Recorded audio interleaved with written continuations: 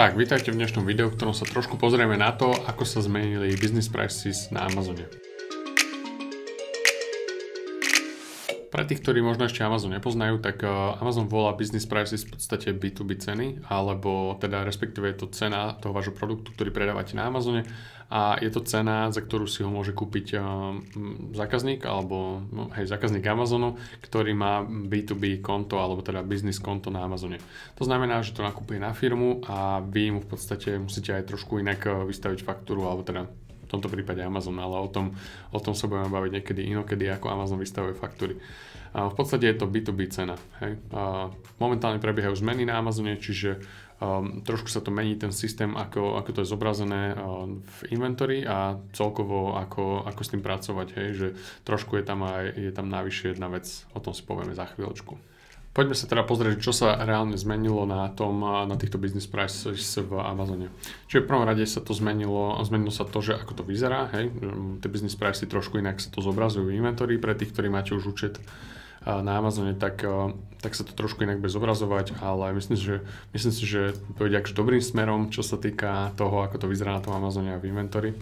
Taktiež sa zmenilo aj to, že to nastavovanie vlastne jednotlivých tiers. To znamená, že vy si môžete nastaviť jednotlivé business prices podľa toho, koľko kusov ten zákazník nakúpi, tak mu môžete dať zľavu.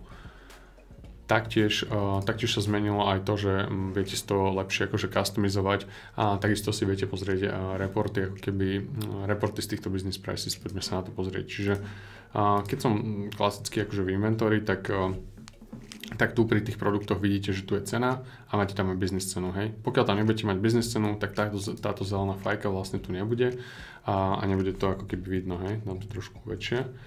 Čiže môžeme sa pozrieť, alebo môžeme si to spolu nastaviť.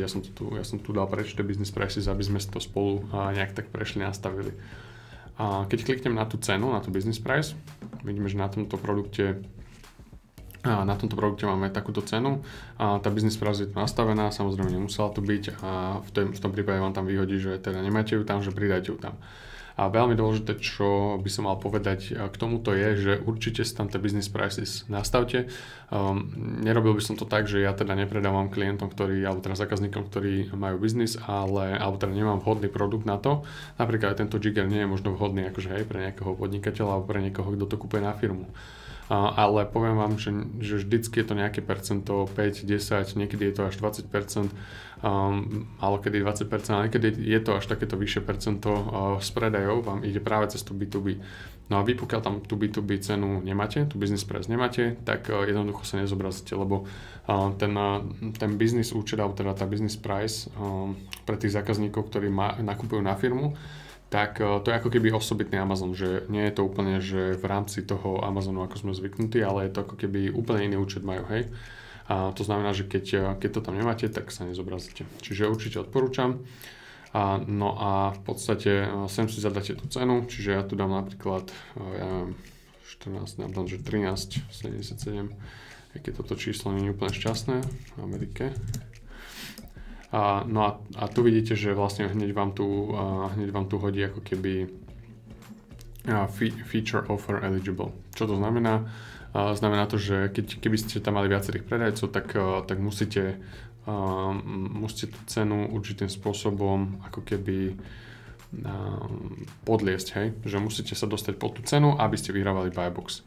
A takisto najnižšia cena je tu určená, hej, pri tých produktoch, ktoré máte akože private labeling, čiže sú to vaše produkty, tak pravdepodobne toto tam nebude svietiť, hej, a budete vždycky ako keby, možno vždy budete vyhrávať buy box.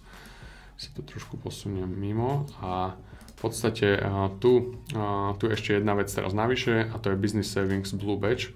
Je to taký badge, ktorý dostanete akože k tomu listingu, hej, pokiaľ budete mať tú business price tak ako Amazon vyžaduje a musíte mať vlastne recenzie v prvom rade.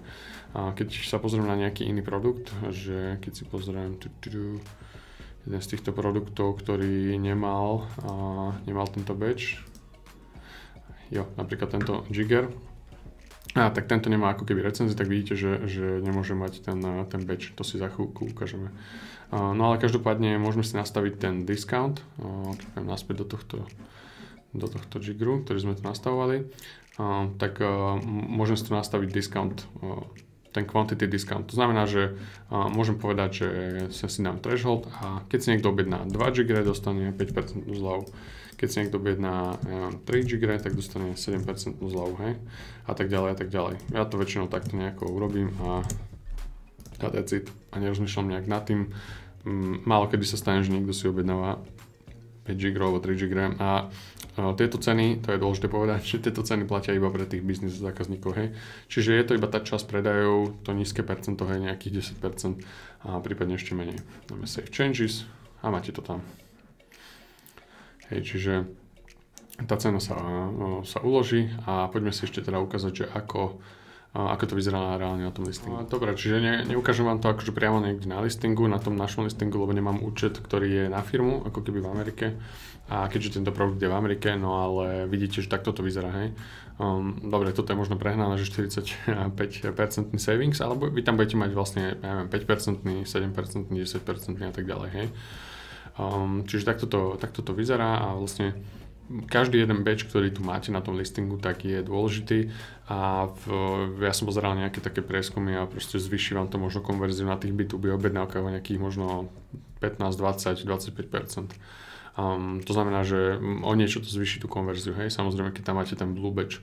Vyzerá to lepšie, budú to robiť konkurenti, čiže robte to aj vy. A ako dodržiavate také tie základné metriky toho svojho účtu, čiže nejaký order defect rate alebo nejaké proste základné veci, ktoré musíte dodržiavať na tom účte ako seller, tak majte ich v zelenom a aby vám nezobrali tento batch. Niektoré produkty budú akože vhodnejšie na tieto B2B prices alebo na tieto business prices. Niektoré produkty si pravdepodobne nebudú kúpať na firmu, ale akože niekto si kúpe na firmu všetko, hej. Takže oplatí sa to na tým porozmýšľať minimálne. To je všetko. Ďalší piatok budeme mať ďalší takýto Biz tip. Urobíme takýto Biz tip Friday, nový formát.